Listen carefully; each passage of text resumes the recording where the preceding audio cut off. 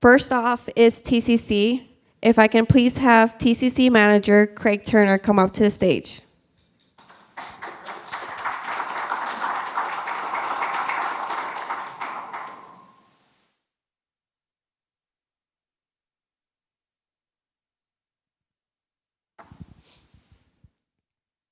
If I can also have Red Cross Disaster Program Manager Gerald Winkle.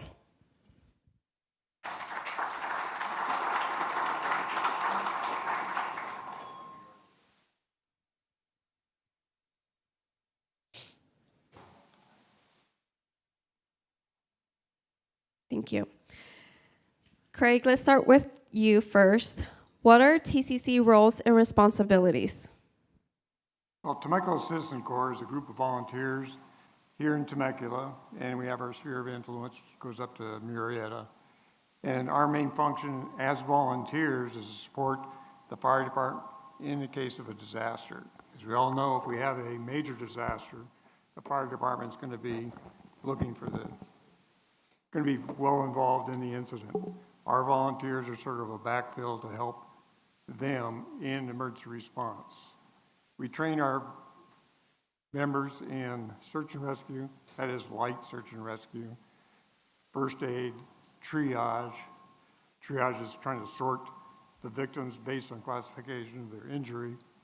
And then we also backfill with shelter operations if needed. But again, we're a group of volunteers. Thank you. Second question, what is the recent event where TCC had to assist in an emergency? Well, this was a hard one.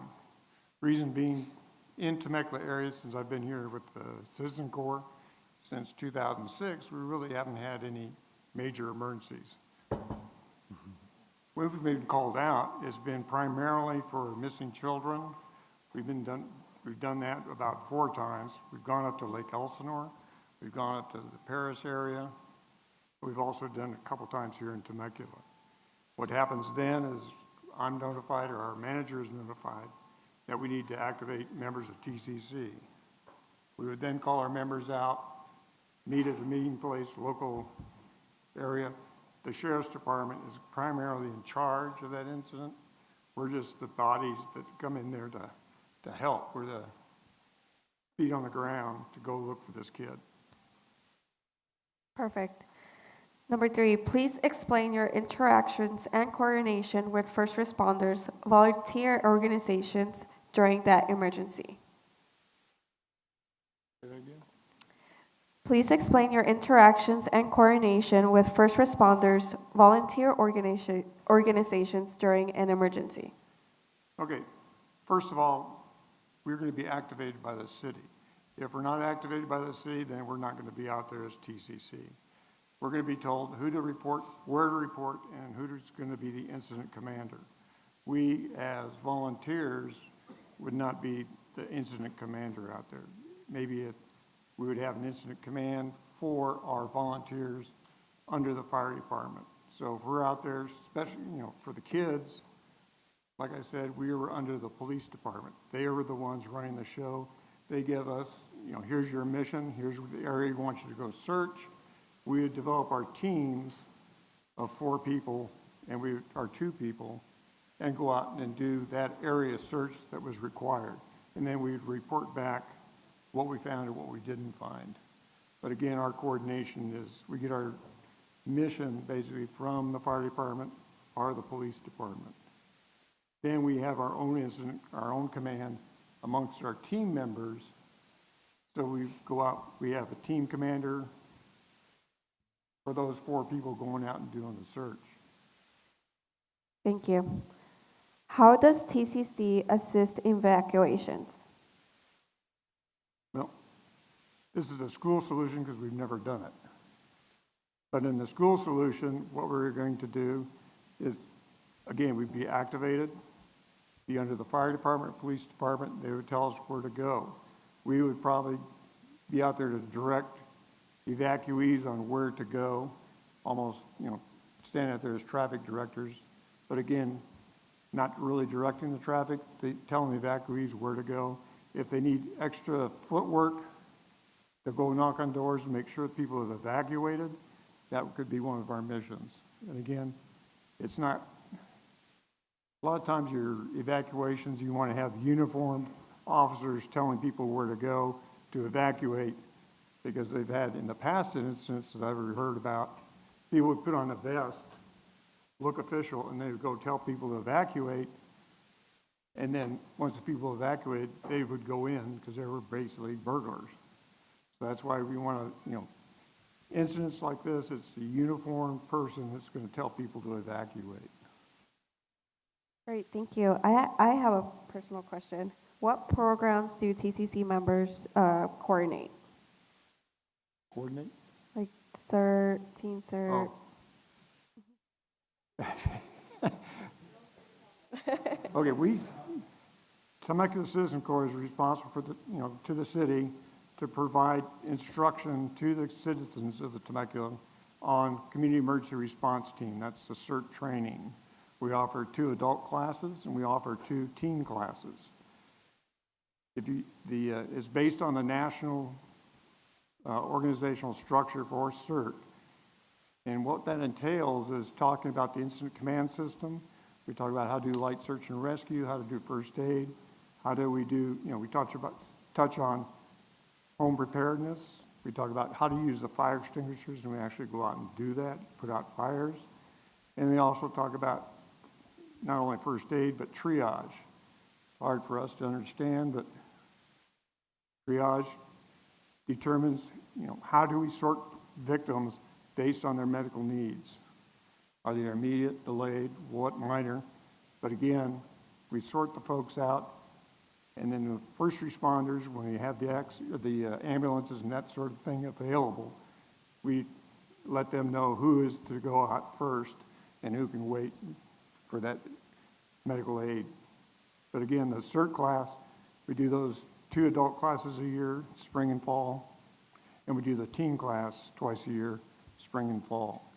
The teen class, our next class here is 2 weeks. It was, we had a class of 50 to register for. We've got 54 on the wait list. The teens will get 20 hours of community service for taking the class. I think the requirement to graduate is 40, so we cover half of that requirement for them.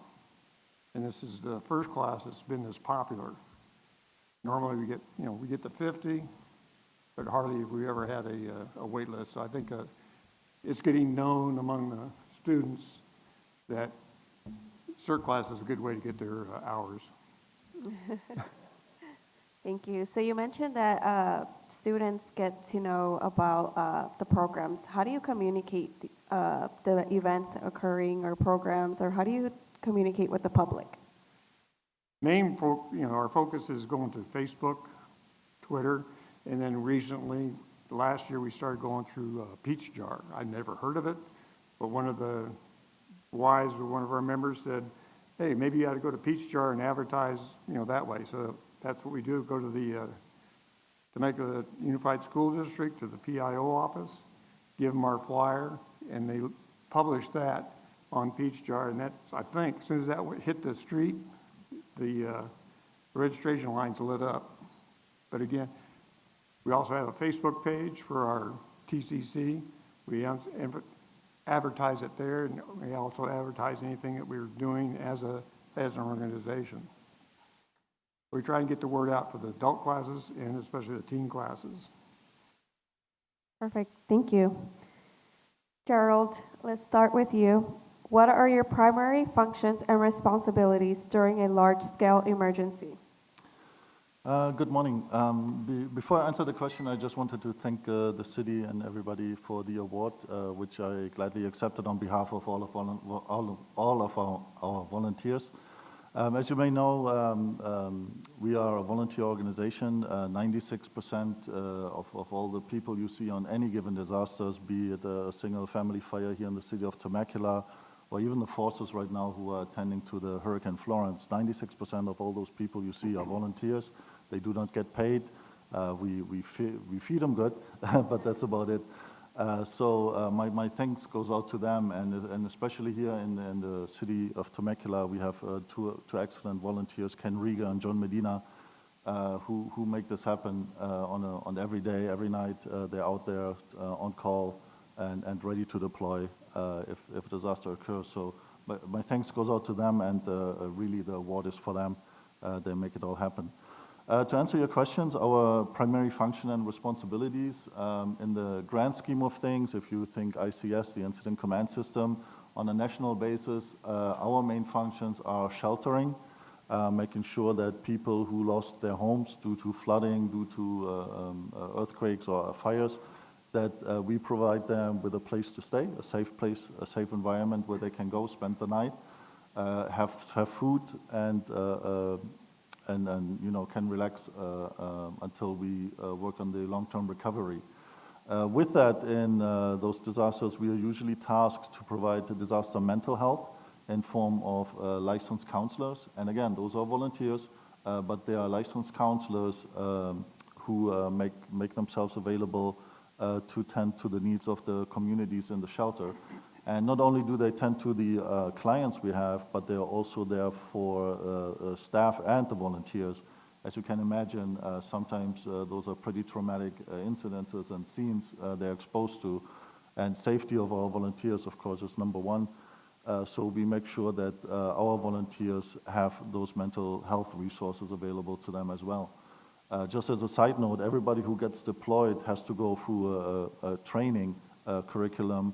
And one of the mandatory classes is actually psychological first aid, which trains them on how to recognize stress not only in themselves but in others, and how to alleviate them and seek help.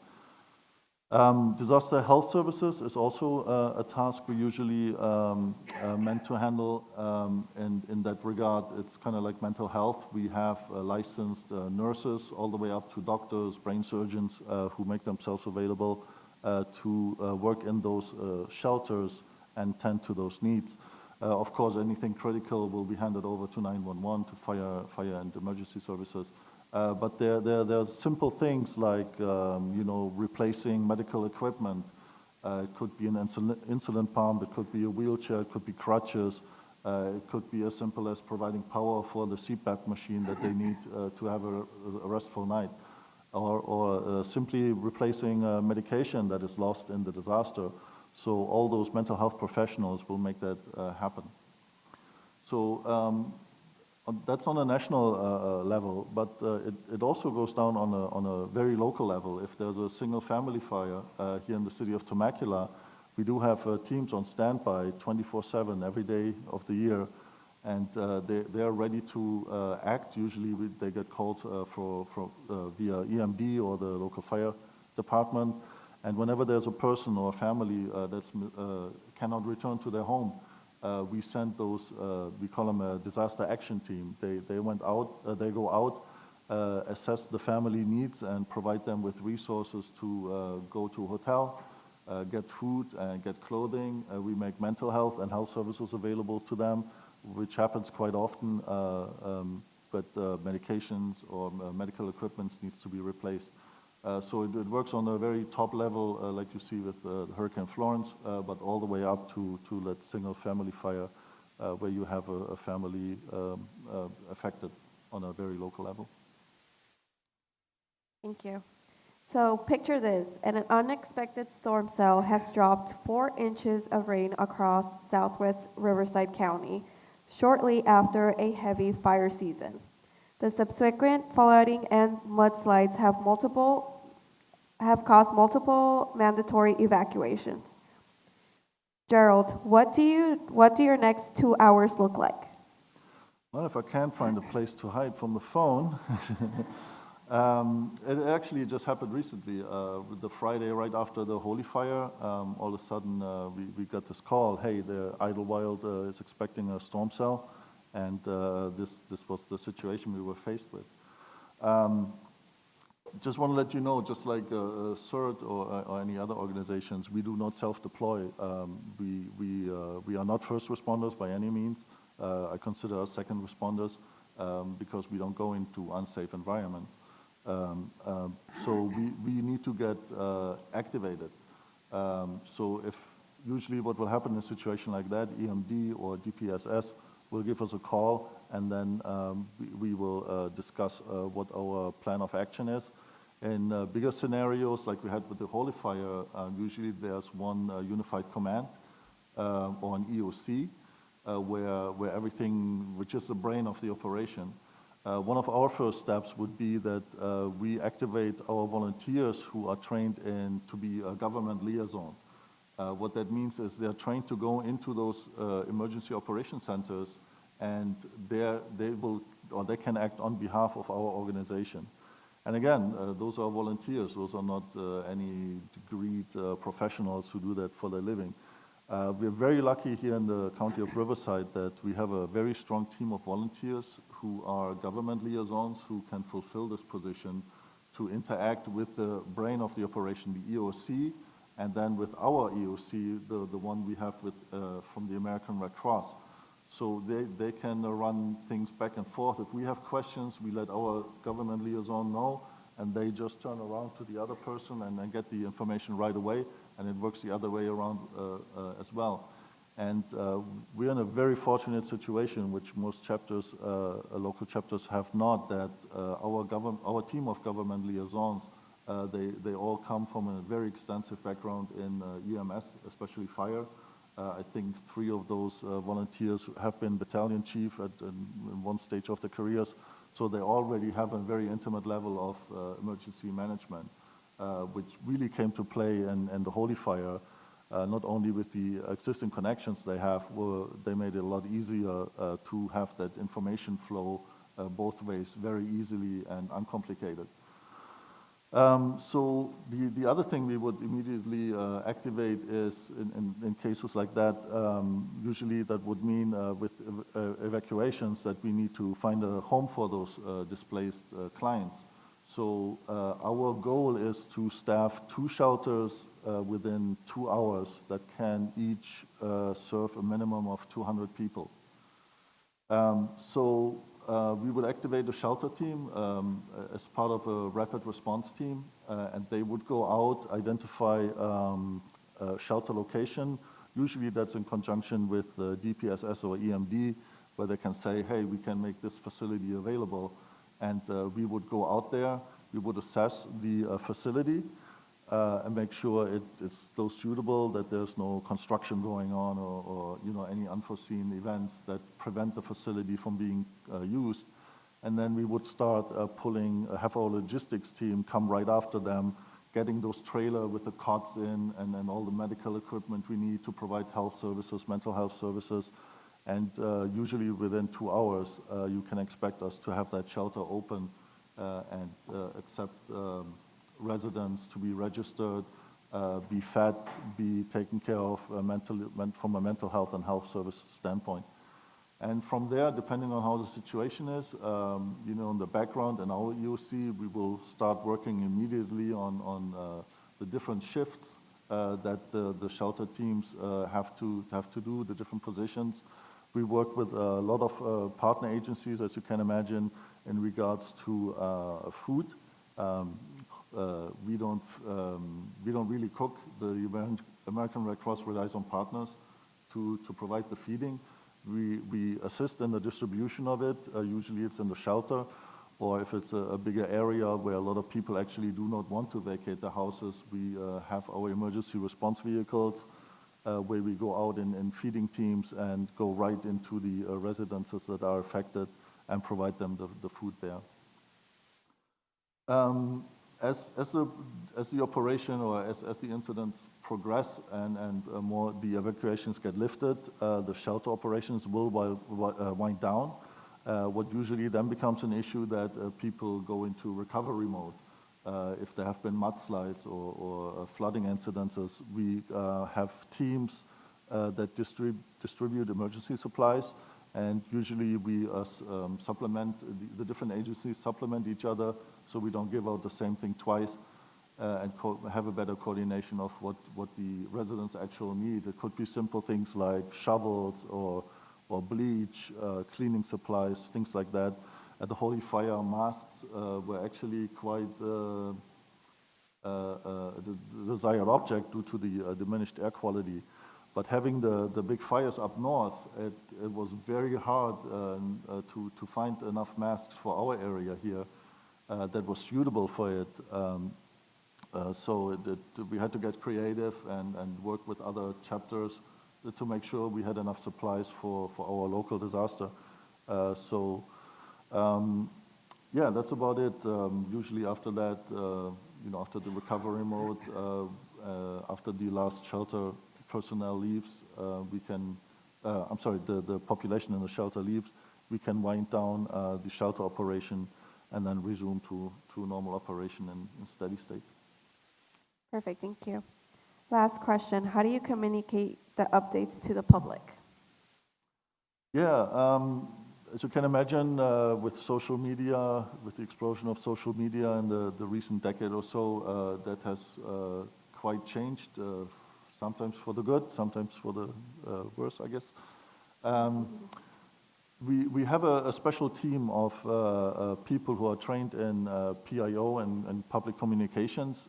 Usually, just like all the other organizations, we have our own PIO officer who is present there to deal with media, make sure that we disseminate the right messaging out there. As you can imagine, donation management is a big issue sometimes. So if you don't get the right message out to the public, all of a sudden you have like 70,000 bottles of water in front of your shelter like we did. While it was appreciated to see the outpouring of the community, as you can imagine, it becomes a hazard at one point as they were blocking fire exit or fire lanes and just the traffic alone of the people who came in there. There were the cars who were dropping stuff off, and then all of a sudden they couldn't even start their own car. So it has its own variety of problems that come with it. So we always try to get ahead of the curve with the correct messaging, and we have a really strong social media team that gives updates on local Facebook pages and works with other partners to get the right messaging out of that. Aside from that, we do actually have a national team of, we call them virtual responders. They could be anywhere in the world, but we assign them to an incident, and what we want them to do, or we give them the tools to do, is to monitor the activity on social media, like certain hashtags or certain Facebook pages. And whenever questions come up, we proactively try to get ahead of the curve rather than have somebody give out false or outdated information. We try to get ahead of that and have those virtual responders who could be sitting anywhere in the United States do this from the comfort of their home and help out with injecting the right message, the right answer right there, right then. As you can imagine, once something goes public on Facebook, which is not necessarily true, all of a sudden it gets copied and shared hundreds, thousands of times, and to trace all those false information leads is a nightmare. So we try to nip it in the bud, so to speak, and get ahead of it.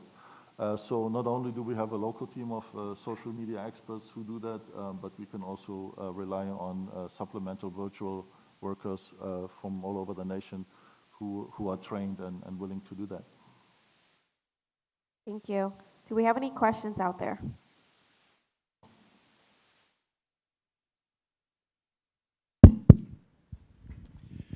Good morning. Good morning. Two parts.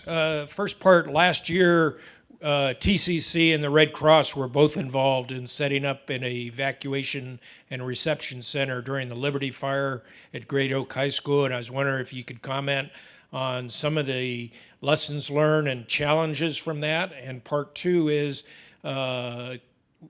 TCC also maintains a number of trailers. How would you envision those being used in a major emergency? Thank you. I have to apologize. I'm relatively new to the area. The Liberty Fire was before my time here in Riverside, and I'm actually not familiar with the incident, so maybe you can speak to that a little bit more. For TCC, we were called to not so much activate, but be prepared to set up a shelter at the Great Oak High School. We weren't activated enough, soon enough, let's just say, we didn't know the size of the incident, so the personnel showed up to help with manning the shelter at Great Oak High School. We didn't bring our trailers, we didn't bring our major equipment because we didn't know the size of the incident, what was required. If it was required, we have 6 trailers, well, 5, one is our training trailer, but we have 5 trailers set aside, ready to go with equipment to support our CERT teams out in the field. We've got enough, you've got food, water, accommodations for our teams that are out in the field. We have the equipment to support them in search and rescue and also in first aid and triage. Not only that, the city has 2 shelter, as we call them, shelter trailers that we can use, or the city can use, to set up a shelter if need be. Each of those trailers has 100 cots. It has 10 oversized cots for people with disabilities. And they also have the generators to support, and the 100 blankets, and generators to support a shelter operation at a very minimal scale. And TCC members, a lot of us have gone through the shelter training with the Red Cross, so that I learned my lesson back in 2007. I was at a shelter and then said, okay, I'm gonna go help with the Red Cross shelters, but being a TCC member and a disaster service worker didn't cut the mustard. I needed to have the shelter training in order to be at a Red Cross shelter in order to help out. So I went and took that class, and I've gone through it. I'm a slow learner, so I did it 1 year, and then a few years later, I went and did it again. But again, a lot of our members are trained by the Red Cross to man shelters. Ideally, we'd like to go to a Red Cross shelter because they take everything, all we do is help, but they've got all the responsibility and get all the equipment there. But again, TCC members, if need be, we could set up a city shelter here without the aid of the Red Cross, but it'd be very minimal in scale.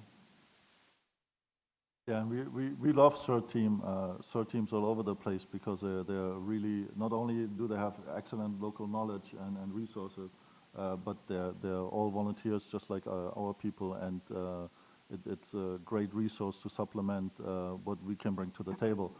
And I encourage everybody, if you're a representative from an agency or so, to let us know if you want any training in regards to shelter fundamentals or even shelter management. We're happy to set up training programs for you, get people of you from your agency trained to not only supplement our shelters if in time of a disaster, but even that you can become self-sufficient and do your own shelter at one point if you're so interested in doing so. My question is, we have shelters thrown out there like a blanket statement. I'll just go to a school, it's going to be a shelter.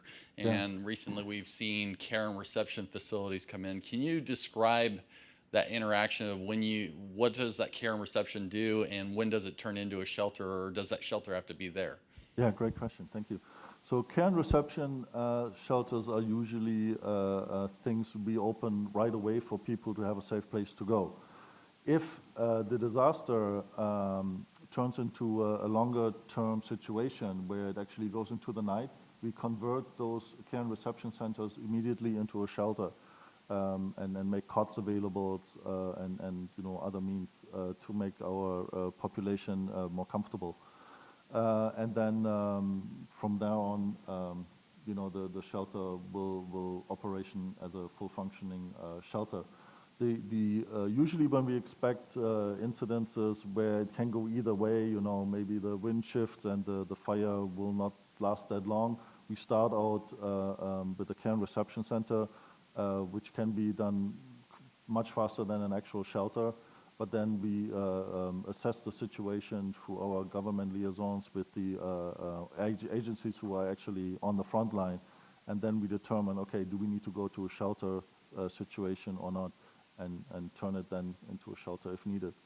And just so you know, there's a lot of work that actually goes into finding the locations. It might be surprising to you that the Red Cross shelter, that the Red Cross does not own one single shelter. We all rely on partners, and many of you are here in the audience, where we come out and approach you, ask to be available in case of a disaster, that we could use your facilities. And again, thank you very much to all of you who make that happen. What will happen is we send out a team who will actually survey your facility, and that's just for us to know what is available or what can we use in an actual disaster, and how many people could we accommodate there safely without violating any codes, and go from there. So on an ongoing basis and in a steady state operation mode, we have teams who constantly go out to partners, schools, businesses, cities, government agencies, and see churches as well, and then see what kind of facilities they can make available. We monitor them, we survey them, put it into a system we call NSS, the National Sheltering System, which we have the lead on, and which is our backbone to finding out where we open shelters if we have to. Now, the decision of which shelter to open does not necessarily lie on us. Usually that gets dictated or discussed from a local agency. So sometimes there's a little bit confusion about what shelter we should use, but usually the agency which is in command, the leading agency, will make that determination, usually in consultation with us, so we can provide the best location for them. Great, thank you. Thank you. You touched on it just a second ago, but the surveys that you use to evaluate a facility, building, or location for a shelter, can you touch just a little bit on what's in that survey and what things are you looking at? And then a second question related to donations. When the Cranston Fire and the Holy Fire were happening, people were coming to the Murrieta fire stations with donations, and in some cases it was large donations. And where do we send them? We were sending them to you folks. And can you talk a little bit about that donation and how you interact with that process? Yeah, thank you. To answer your first question, we survey, we call it a facility survey. It's a pre-made form. Actually, it's very extensive. I think it has about 15 to 20 pages or so, where we just gather information as basic as the address, what kind of buildings are available to us, what is off limit, which sometimes can be as important. And you have to understand, when we take over your facility as a shelter, we take full responsibility of any damage to it. So that's why whenever we start an operation, we do an initial walkthrough where we determine any existing damage, while we, of course, will repair or make good on any damage that was done under our supervision. We don't want to be on the hook for something that was already an existing item. So that's why we usually do an opening and a closing walkthrough with the facility manager. But besides size, to see how many shelter populations sizes we can accommodate there, things like having a kitchen on site that is up to code, and if can we use it, shower facilities, and lately a lot of emphasis is made on the access and functional needs that the facility can provide. It's great if you can provide showers, but if you can't roll into the shower with a wheelchair, that can be very restricting for some part of our population. So we're making an effort to take all those data points and put it into form, have it signed off by the facility owners to make sure that we captured it right, and then enter that into our national shelter system. Ideally, we should be updating those surveys every other year or so, because as you can imagine, the showers change or some things move within a school. So we want to have the most accurate picture of that shelter, so we can open the right shelter at the right time for the right population. Perfect, thank you. In regards to donations, yeah, that's can be a headache sometimes, as you can imagine. And to me, I like it because it just shows that our community cares for each other. So I will never get upset with having too many donations. And we're not talking about monetary donations here. We're talking about material donations. And sometimes it goes, one person's treasure is another person's trash. So sometimes we get donations which we really cannot use in any form or shape. We will gladly accept them, but there might be things for legal or health reasons we cannot give to our population. Food is actually one of those items. We had an incident a couple of years back which made its rounds on social media. There was this one family who made, I think, hamburgers in their private kitchen at home, and she wanted it to give it to our shelter residents, and we actually had to reject it. We did it politely, and explained that we cannot do it because once we feed it to our shelter population, we're responsible for it, and not knowing where the food is coming from, and not obliging with all the health codes, that you have to have a professional kitchen, which is inspected by the county before you can serve that food to clients. The messaging there went totally wrong, and she got upset, went on Facebook, and from there it went viral, and you can just imagine what kind of damage it does. We get a lot of unsolicited donations, and we come to a point now where we have trained volunteers who actually handle just that. Depending on the amount and what it is, we try to work with local partners. We're talking Salvation Army, food banks, thrift stores, in regards to clothing, and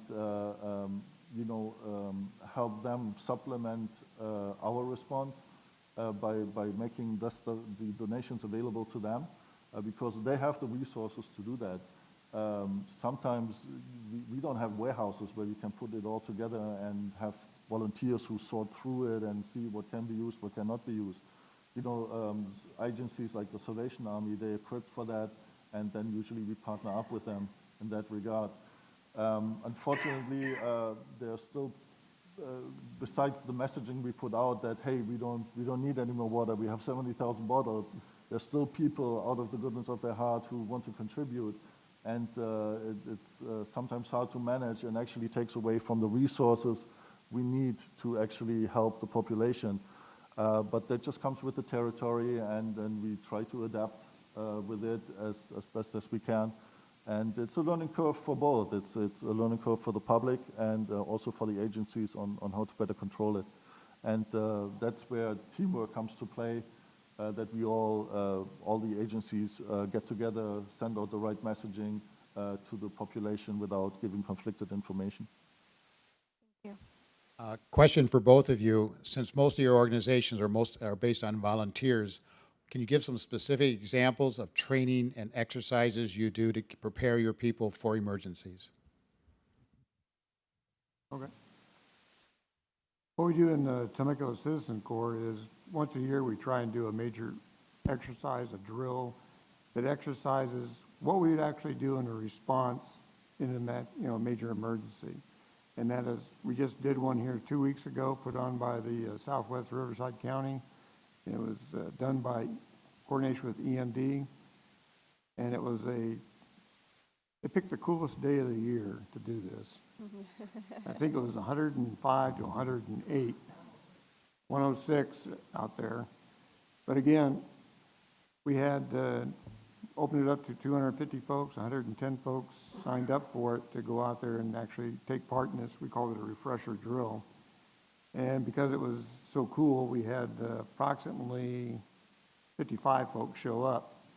But again, our main focus is to refresh the skills that the folks learned in Temecula Citizen Corps through their CERT program, their CERT class. That was a weekend drill, a weekend class.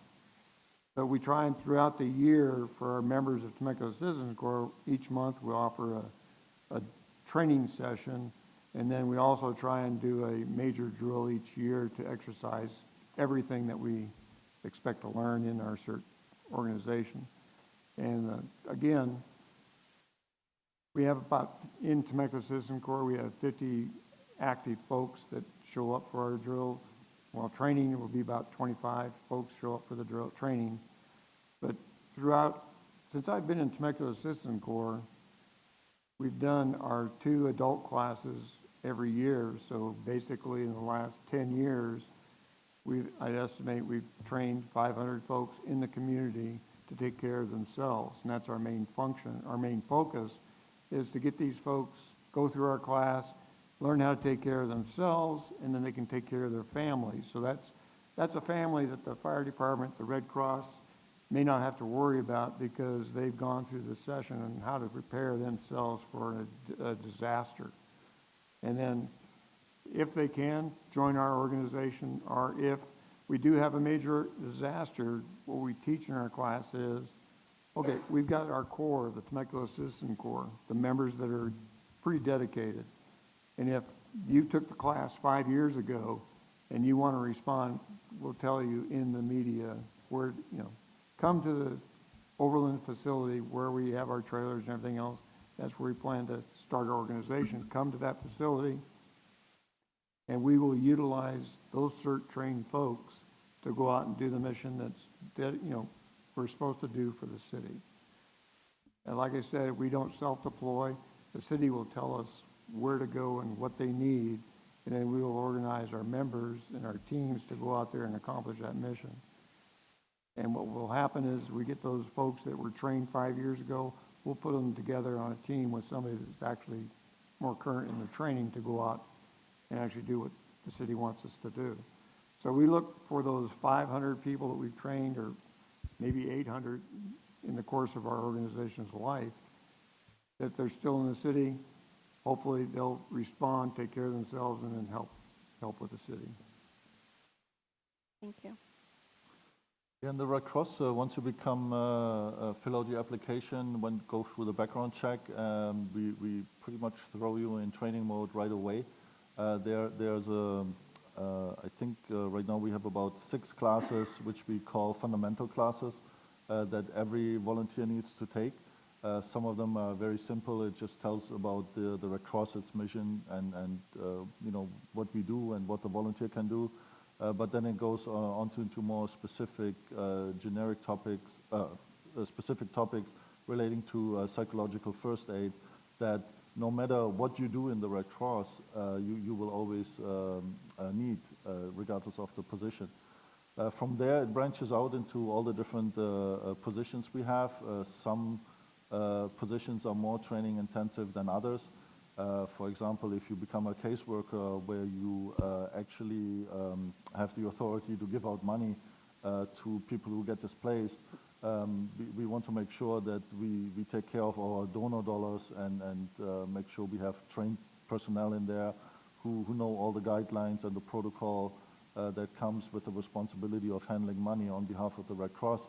And there's some other positions where you don't necessarily need to have a formal training. You can just, for example, community outreach, where we have volunteers who come to events like this and just give out information material like that. So training is very important to us, and for people who like to train, to teach, we were always looking for instructors who become experts in their field and then disseminate the training material, not only to our volunteers, but also to partners as well. And we have had a big push over the last 5 years or so into web-based training, so that especially in counties like Riverside County, where it's sometimes a challenge to get into all the different cities in all the different locations, that people still have the chance to get the training in the comfort of their home, web-based, via technology and the internet, so they can stay up to date with all the changing training requirements without having to drive 3-4 hours to get to a location where we actually do the instructor-led training. Thank you. Last question, anybody?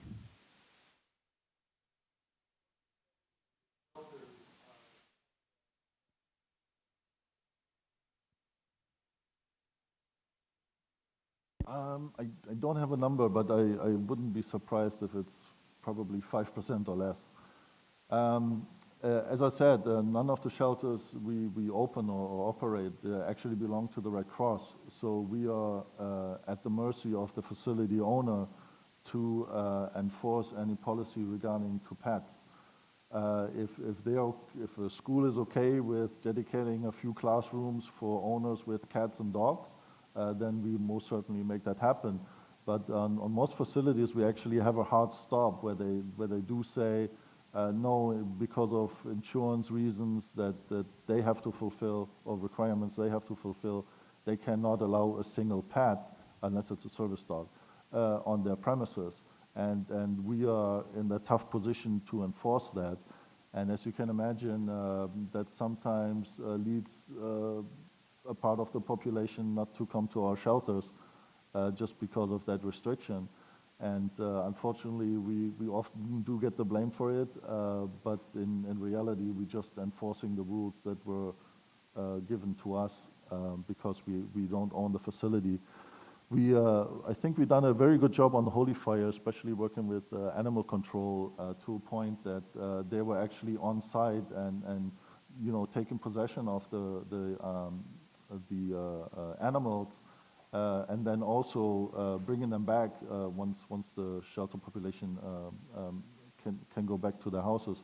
That is a solution that is still not acceptable for some people. We had a lot of residents who stayed in their cars outside of the shelter with their pets.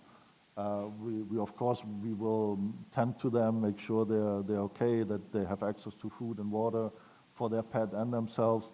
But unfortunately, we cannot force people to separate with their animal and come into our shelter. But there's a big push for working closer with animal control on site. And now the messaging we get out is that if you bring your crate and where you can secure your animal, that we can make sections available in the shelter to accommodate that. I just want to add that we are having animal shelter come in and kind of discuss more throughout the end of the day. So more to come. Okay. Okay, last question.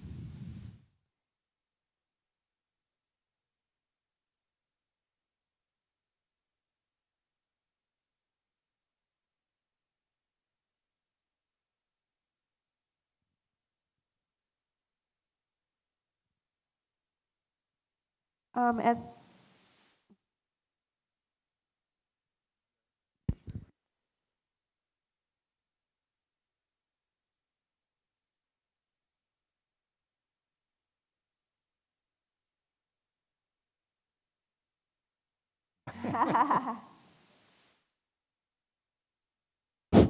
Wildlife aren't really considered in the evacuation thoughts. They're by definition wild. And so they, by their nature, they will find their way to safety. Domestic pets, large animals, horses, etc. We have detailed plans in place to get those animals out if people can't get them out. Normally, most folks are going to have their own plan for moving their pets. Those that don't, we have different facilities that we can take the pets to. We have several agencies that we turn to move pets, up to and including large animals. Great, thank you. So if I can get a round of applause for our speakers.